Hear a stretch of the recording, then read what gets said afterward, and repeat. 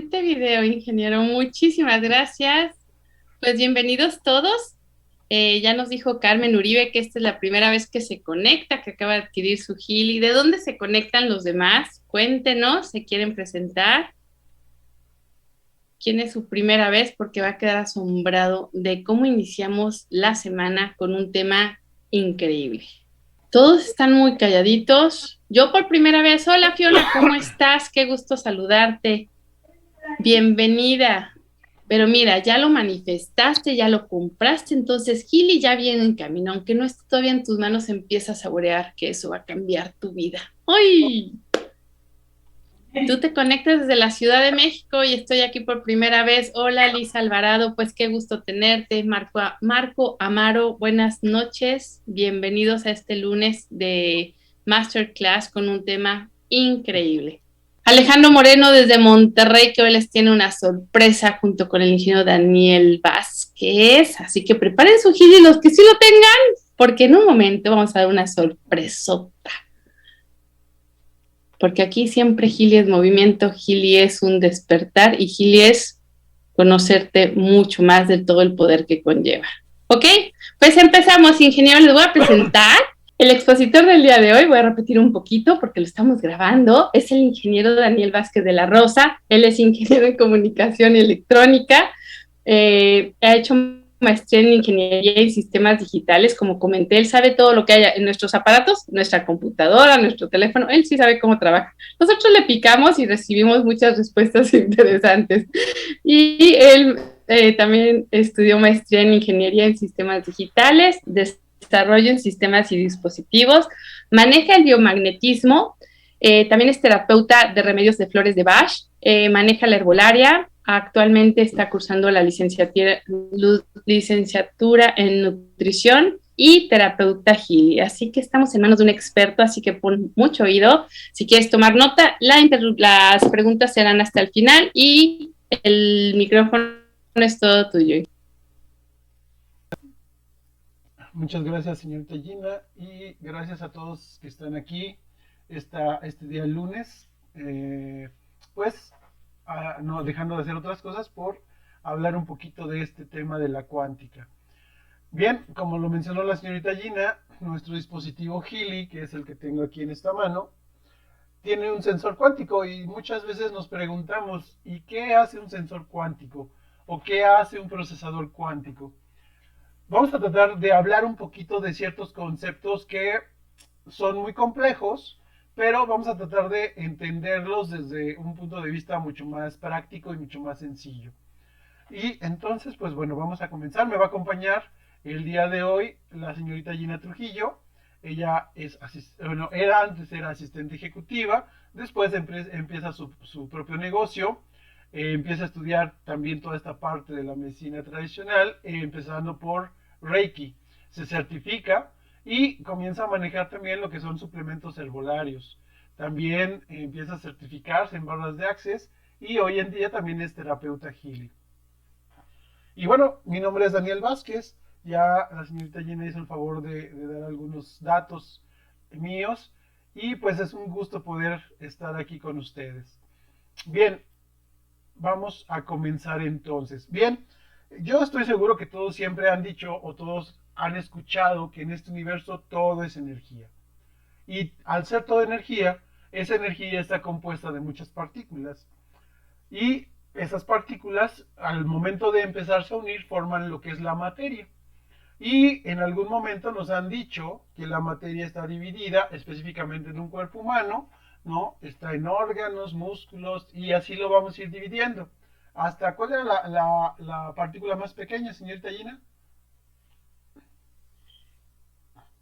Las células, después de las no, moléculas, célula y partículas atómicas, ¿no? Las partículas, Subatómicas. exacto, las partículas atómicas, específicamente el átomo.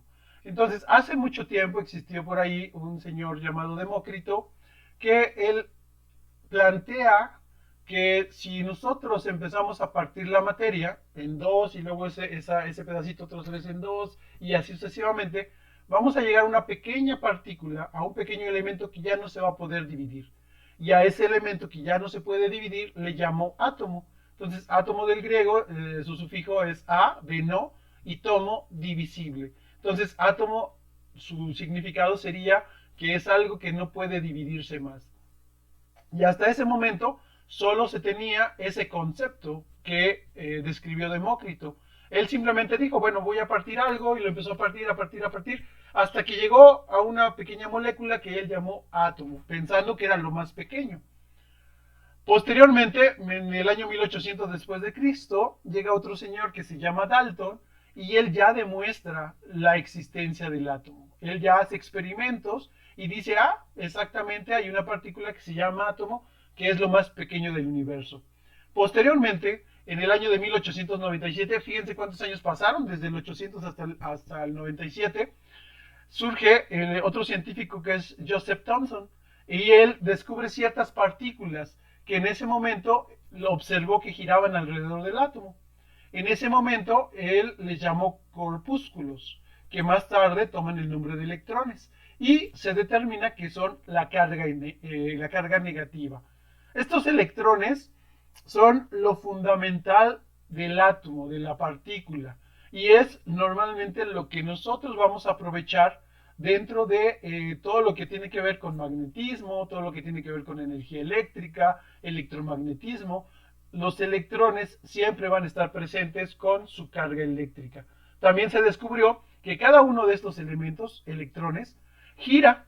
Si el electrón girara, por ejemplo, hacia la derecha, entonces sucedía que había un cierto campo que salía de él y ese se le llamó campo magnético.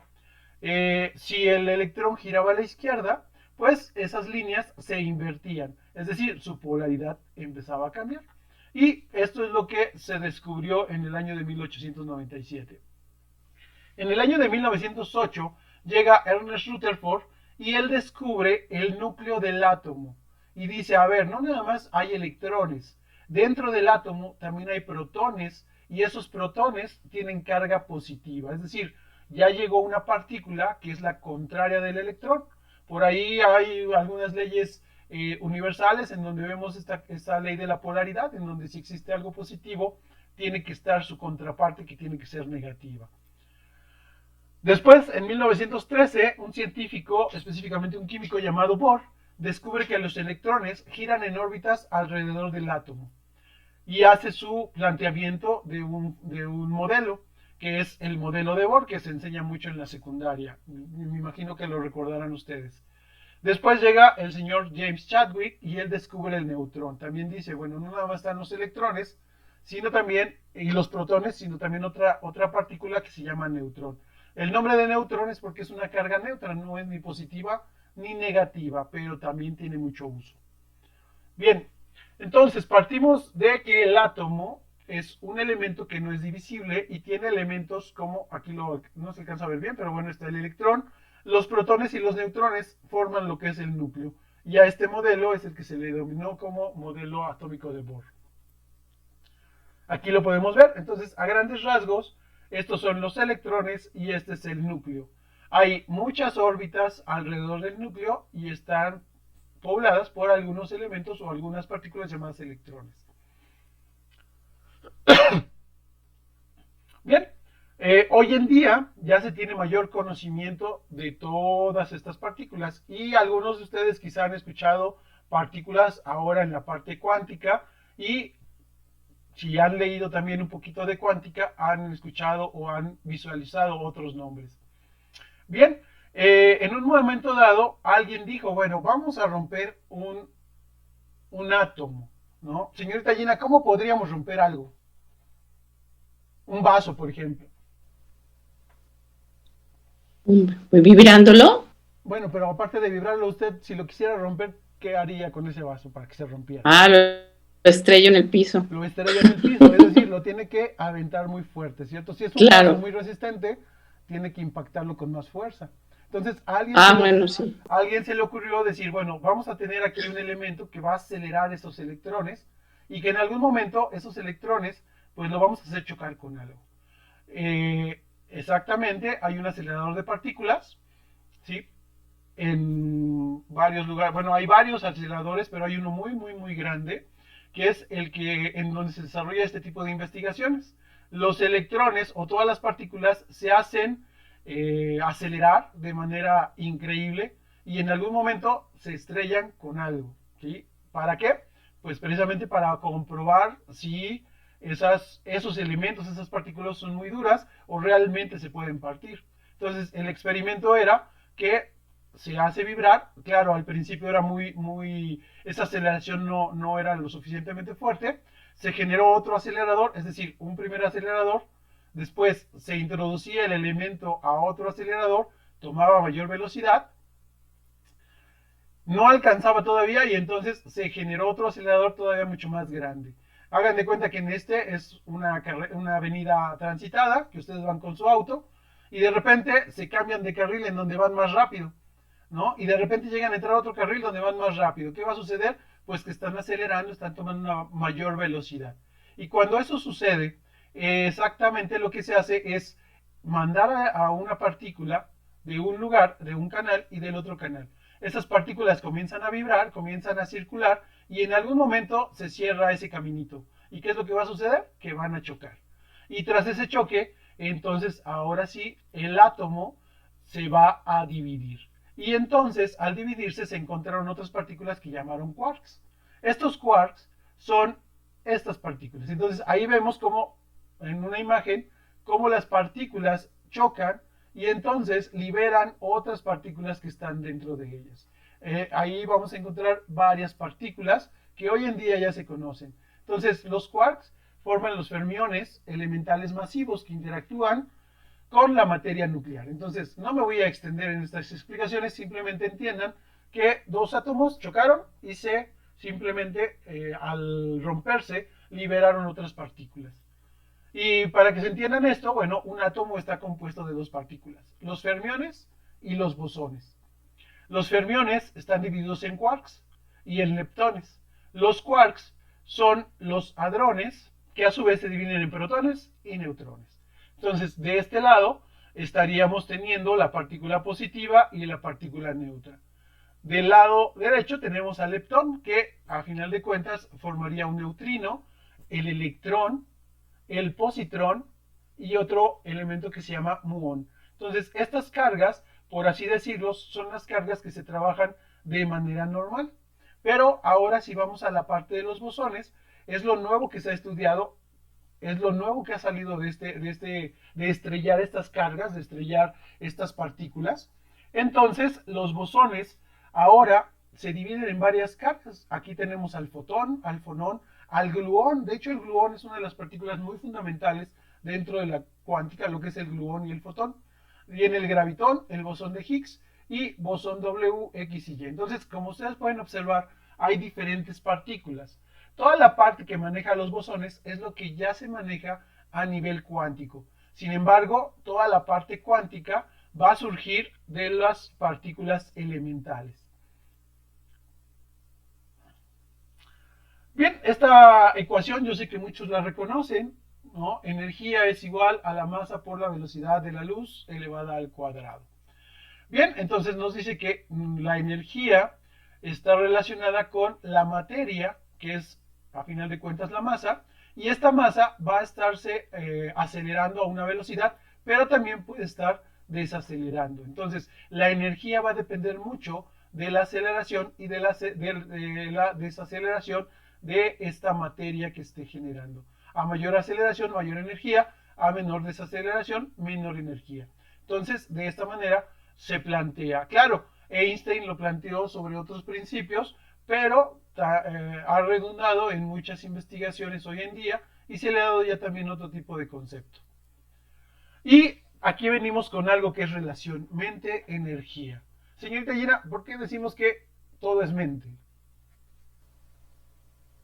Porque todo lo creamos desde un pensamiento, desde algo que se origina en el pensamiento. Exacto, es decir, todo Ay, qué bueno. vibra en energía, está vibrando, pero no tiene estructura. ¿Quién le da la estructura? La mente, es decir, una vez que se conceptualiza algo, en ese momento nosotros lo estamos visualizando con la mente y le estamos dando estructura a esas partículas. Y ese es el principio universal número uno, el mentalismo. Todo es mente, el universo es mental. Y entonces dice que la energía sigue el pensamiento. Esto es muy importante. Yo sé que en su Healy, de repente cuando están empezando a vibrar la haba azul, ven una leyenda. ¿Cómo dice esa leyenda, señorita Gina? Con que tengo la mayor resonancia. ¿Con qué tengo la mayor resonancia? Y en ese momento es cuando nosotros debemos de pensar qué es lo que queremos obtener del dispositivo Healy. Y entonces lo hacemos a través del pensamiento que se convierte en intención. Y esa intención, la vamos a ver un poquito más adelante, es lo que le da vida a la parte de nuestro dispositivo Healy. Bien, y entonces, pues de repente ya todo el mundo conocía partículas y entonces había una gran disputa. Muchos científicos decían, pues toda la energía son partículas, así como lo vimos ahorita. Y algunos otros decían, no, toda la energía es onda.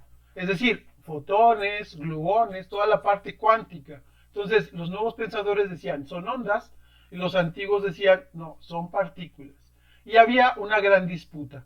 Y esa disputa duró hasta que empezaron a realizarse experimentos a través de un científico llamado Arthur Compton. Él experimentó generando precisamente un efecto que lleva su nombre, que se llama el efecto Compton, y él trabajó con una partícula específica llamada fotón. Y aquí la vamos a ver. El fotón, usted no lo vemos, es simplemente la energía luminosa. Entonces, el fotón es una onda. Y aquí se aprecia como con esta flechita, con estas ondulaciones, como una onda.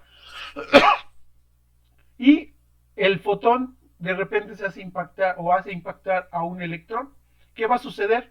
Ah, pues que el electrón en ese momento es como si nosotros tuviéramos un auto y de repente llega otro auto y le pega. ¿Qué va a pasar? Pues que el auto que está adelante sale disparado, sale proyectado. Claro, si aquí esta onda no tuviera esa energía, simplemente estaría traspasando al electrón y no lo estaría moviendo.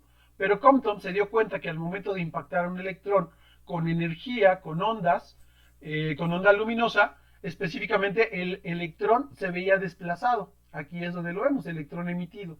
¿Sí?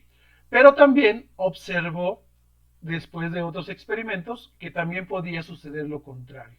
Si nosotros teníamos un electrón y cruzábamos cierta barrera para impactar energía luminosa, esa energía luminosa de repente estaba siendo desplazada. Entonces, a este tipo de experimento se le llamó dualidad onda-partícula.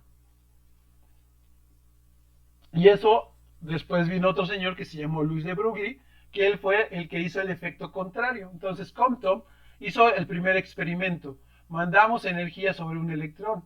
Louis de Broglie hizo el segundo experimento. Mandamos un electrón sobre la luz, sobre la energía. Impactamos a la luz y vemos qué sucede. Bueno, se vio que la luz también tenía estos desplazamientos. Y de esta manera se concluyó que el universo, la energía, está plagada de ondas de energía, pero también de partículas. Entonces es una dualidad. Y eso se descubrió también o se experimentó a través de un experimento muy famoso que se llama la doble rendija. ¿Qué es la doble rendija? Bueno, estaban estos dos grandes grupos de científicos en donde unos decían, todos son ondas, así como lo estamos observando. Y otros decían, no, todo es partículas, son electrones, positrones, átomos, neutrones, etcétera. Y entonces así lo veían ellos. Y bueno, este experimento empezó a resultar claro a través de una simple rendija. ¿Qué era lo que sucedía? Bueno, hagan de cuenta que estas son pelotitas y esas pelotitas eran lanzadas sobre una barrera donde había una rendija. ¿Qué sucedía? Bueno, que cuando la pelotita impactaba en el centro, pues salía lineal. Y entonces aquí lo vemos impactando en una pantalla. Sin embargo, si esta pelotita de repente empezaba a vibrar por aquí, pues alcanzaba a salirse de la línea y a veces pegaba unos centímetros a la derecha, unos centímetros a la izquierda. Y eso es lo que normalmente nosotros observamos y claro, es como que un experimento muy sencillo. Sin embargo, de repente dijeron, bueno, vamos a poner dos rendijas y aquí viene el efecto, doble rendija. Y entonces mandan y dicen, ah, pues si con una rendija se comporta así, con dos rendijas cuando mandemos esta parte, esta que alcanzan a ver aquí, déjenme poner un lápiz para que se vea un poquito. y se alcance a apreciar o lo alcancen a apreciar ustedes. Esto es la pantalla en donde se impactaban estos electrones. Aquí se ve desde arriba y aquí lo vemos, lo estaríamos viendo de frente cómo sería el resultado. Entonces, pues eso es lo que se planteaba. Pero cuando hicieron el experimento, resultó que no salió así. Resultó que estos electrones, al momento de impactar y tener que pegar exactamente enfrente de sus rendijas, algunos lo hacían, pero también otros empezaban a moverse y empezaban a generar patrones como si se trataran de ondas. Este experimento, de repente dijeron, bueno, estas partículas no se están comportando como partículas, se están comportando como ondas. ¿Sí? Recordemos, voy a ir un poquito más para atrás. Aquí estas ondas, que son en el momento en que entran, con que una pequeña onda empieza a salir, empieza a crecer, a crecer, a crecer, y empieza a interactuar con otras ondas. A esto se le llama un efecto de interferencia o de superposición, en donde hace que empiecen a sumarse o a restarse. Y aquí ustedes ven los impactos. Vemos al centro una línea más gruesa, después una línea más corta, y después una línea más corta. Y así va a ir disminuyendo. Pero es el efecto que normalmente se ve cuando hacemos impactar ondas. Y aquí vemos que cuando hacemos impactar partículas, pues solamente tenemos dos señales resultantes. Y entonces, en este experimento de la doble rendija, pues los investigadores dijeron, pues encontramos entonces, hemos resuelto el hilo negro y entonces los electrones también son ondas. Y entonces hicieron una reunión con grandes científicos, con grandes especialistas, y les mostraron su experimento. Y cuando les demostraron su experimento, ¿qué creen que pasó? Que los electrones dieron este resultado. Y entonces no se explicaban por qué. Obviamente quedaron mal ante los comités de investigación y dijeron, es que no, nosotros repetimos muchas veces el experimento y salió como onda, pero viene el comité, lo revisa, ahora sí que nos hacen un examen y todo resulta como partículas. ¿Qué pasó? Se van los investigadores, se va el comité, vuelven a hacer el experimento y ¿qué creen? Que los electrones se vuelven a compartir como ondas. Y entonces, en ese momento, empiezan a investigar qué sucedió, empiezan a hacer muchos experimentos con muchos factores, tanto externos como internos, y entonces descubren que los electrones son medio volubles, ¿no? Es decir, a veces quieren y a veces no quieren. Y eso no depende del electrón en sí, depende de un observador. Entonces, ese observador, ¿qué creen que es lo que hace? De repente, un investigador empieza a decir, quiero que se comporte como onda, ese electrón se va a comportar así, y curiosamente el electrón se comporta como la intención de esa persona lo está generando. Y eso fue un gran descubrimiento que años más tarde se vio precisamente con otros investigadores. Entonces, aquí observamos que los electrones se pueden comportar como partículas, pero también se pueden comportar como ondas.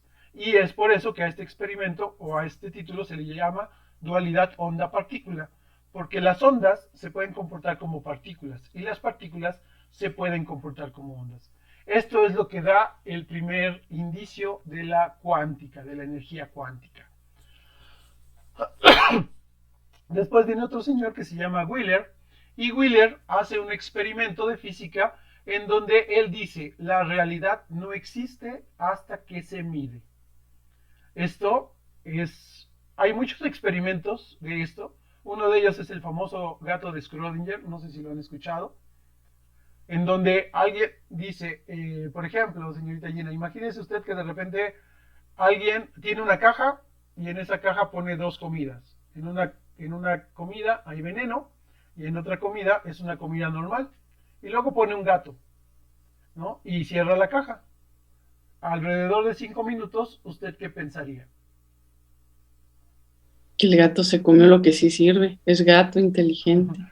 Pues esa es una teoría, pero también podría estar la otra. El gato se comió la comida envenenada y en ese momento está muerto. No. Entonces, ese es el dilema o ese es el experimento de Schrödinger, donde dice, no podemos saber. ¿Hasta cuándo se puede saber si el gato ha muerto o no? Hasta abrir la caja. Hasta abrir la caja. Es decir, hasta que la realidad empieza a existir y es medible. Si la realidad no existe o no es medible, entonces no podemos deducir qué es lo que ha pasado. Y entonces este experimento, este científico Wheeler, empieza a denotar esta parte en donde dice, bueno, vamos a ver los electrones, a ver si ahora se quieren comportar como partícula o como onda. Y él genera a través de, ahora no usa partículas, utiliza luz, que son ondas, y dice, ah, ok, voy a mandar las partículas a través de la doble rendija y vamos a ver qué resultado existe. Bien, aquí se determina que antes de que pasen por la rendija se le llama o lo podemos determinar como un pasado. Y en el momento en que cruzan la rendija se le llama presente. Entonces, este señor, este científico, puso una cámara y en este momento las ondas se comportaron siempre como ondas. Pero en el momento en que hubo un observador y que el observador decía, a ver, aquí es onda, pero en el momento que pasa acá y pensaba, se van a transformar en partículas, ese presente era transformado partículas. Es decir, las ondas se volvían a transformar partículas en el momento en que una persona podía determinar esa realidad. Y entonces también se descubrió que había una interacción entre un tiempo pasado y un tiempo presente. Esto también le viene a dar un gran soporte a todo este campo de la cuántica, a todo este conocimiento. Y después, muchos años más adelante, viene algo que le llaman el experimento del ADN fantasma. Anteriormente solamente habían hecho experimentos con partículas y con cierta clase de luminosidad, partículas de fotones. Y ahora a un científico ruso, Vladimir Poponin, de repente se le ocurre, dice, voy a estudiar los fotones. Y toma un vaso, un cristal, y hagan de cuenta que sí, como ustedes de repente dicen, voy a atrapar fotones, ¿no? Entonces, en un lugar luminoso, después lo cierra, lo pone al vacío, y exactamente en este vacío encierra en un recipiente fotones, que son estas partículas que vemos aquí. Estas partículas, pues simplemente se comportan como ellas quieren, ¿no? Hagan de cuenta que en un cuarto meten a 15 niños chiquitos, ¿no? Entonces, ¿qué es lo que va a suceder? Pues que cada niño va a traer ahí su fiesta y entonces se van a comportar como ellas quieran.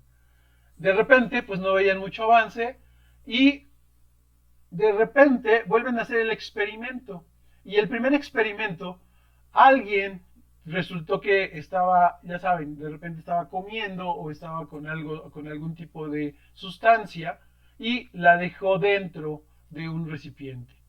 Y entonces dentro de ese recipiente, pues esa materia que tenía es ADN. Y curiosamente cuando empiezan a hacer el experimento, ¿qué creen? Las partículas ya no se comportan así todas alocadas, se empiezan a asociar al ADN humano.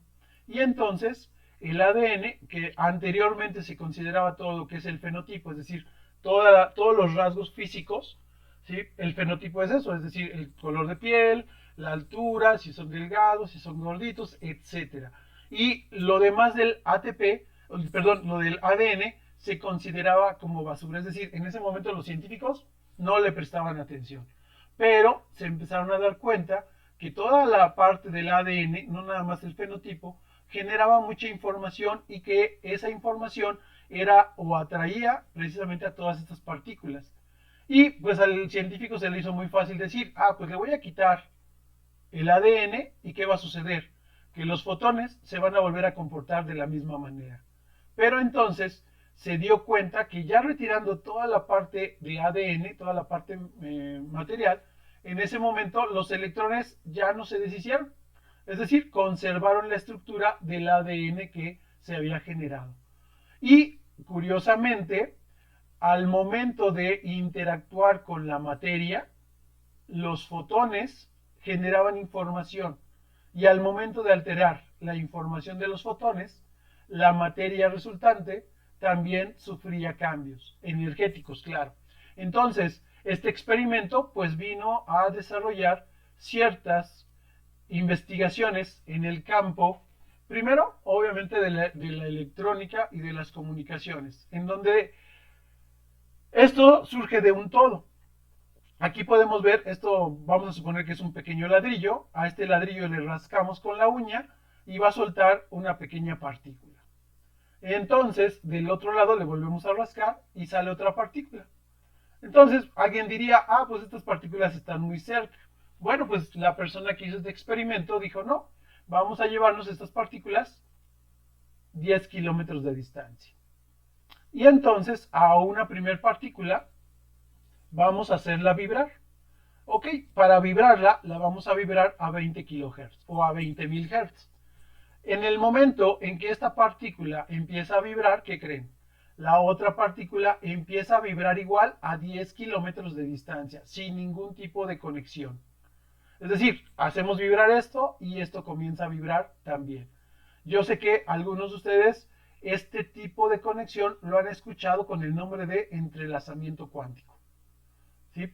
Entonces, un entrelazamiento cuántico, ahorita lo vamos a ver, pero este experimento viene desarrollado a través del ADN fantasma, porque esto pertenece a un mismo objeto, son parte de un mismo objeto. Y entonces, si son parte de un mismo sistema, se comportan de la misma manera, aunque no haya relación entre ellos. Es decir, ningún tipo de conexión.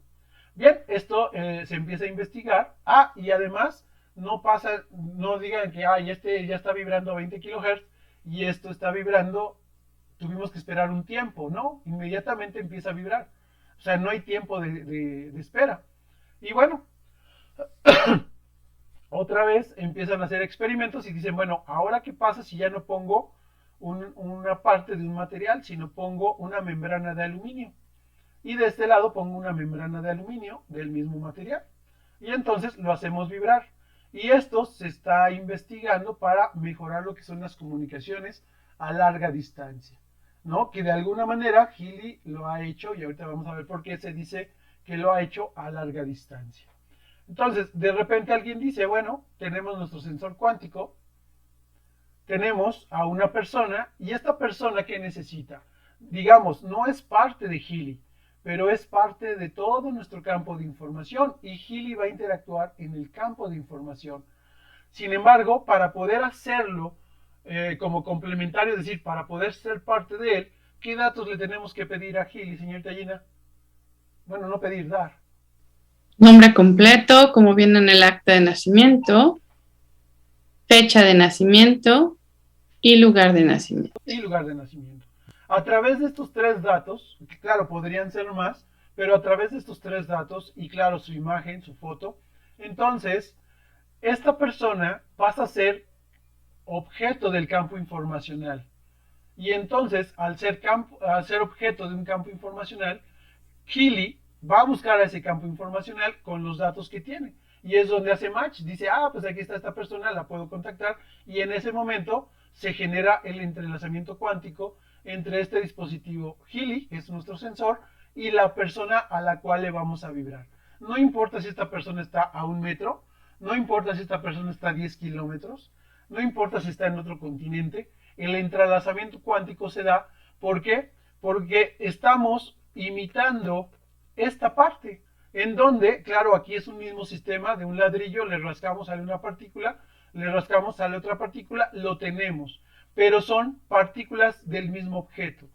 Aquí usted dirá, bueno, Healy no es parte de mí.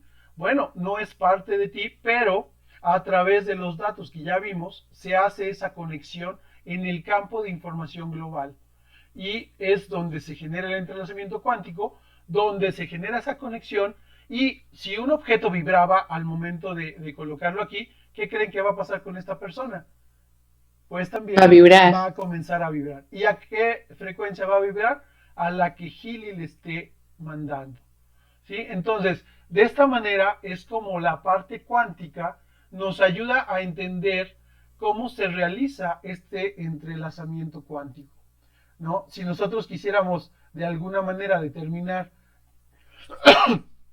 el, el concepto de entrelazamiento cuántico, pues simplemente nos dice que el entrelazamiento se da cuando dos objetos separados y diferentes se van a mover, a comportar de manera muy similar. ¿Sí? ¿Y cómo se hace eso? Pues a través de ese campo informacional que nos rodea y que ahorita lo vamos a observar.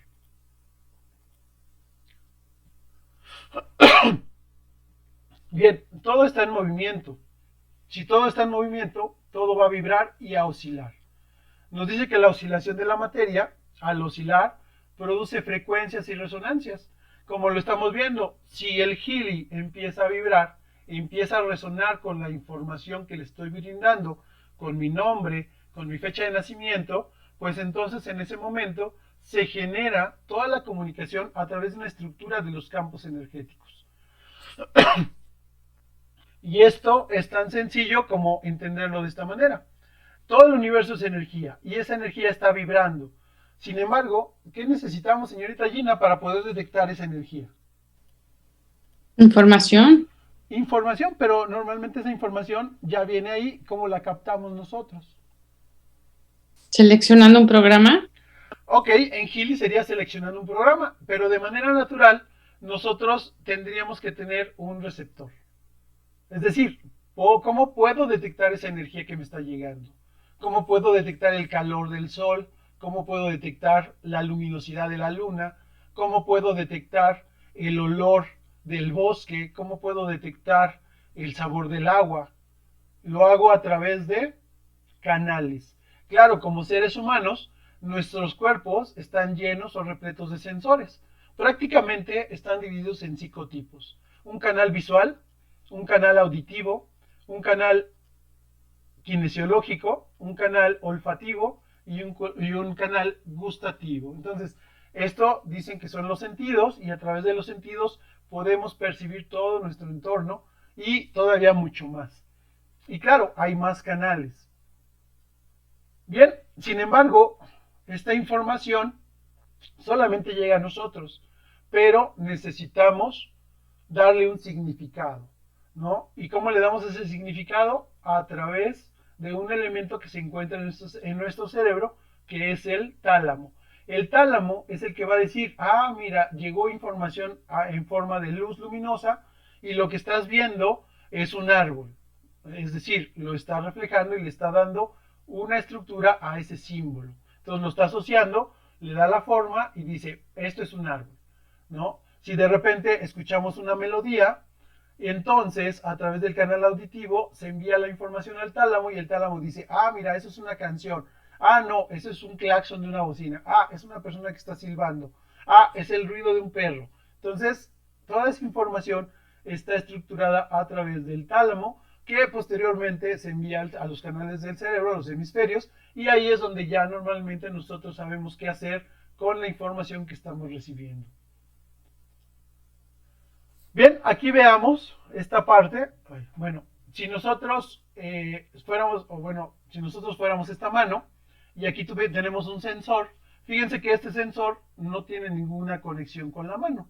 La mano, a través de frecuencias, está emitiendo información al sensor. El sensor la captura y la representa a través de señales. Entonces, si en lugar de ser este sensor fuera nuestro dispositivo Healy, nosotros a través de ese entrelazamiento cuántico, que son estas como ondas azules, estarían percibiendo la información de la persona. Esa información viaja a través de frecuencias, lo recibe el sensor cuántico y el sensor cuántico no te va a decir, ay, estás muy gordito, necesitas bajar de peso, o estás muy delgado, necesitas subir de peso, necesitas comer más. Te voy a mandar los programas de nutrición digital. No lo hace de esa manera el sensor cuántico. ¿Cómo lo hace? Bueno, pues lo hace precisamente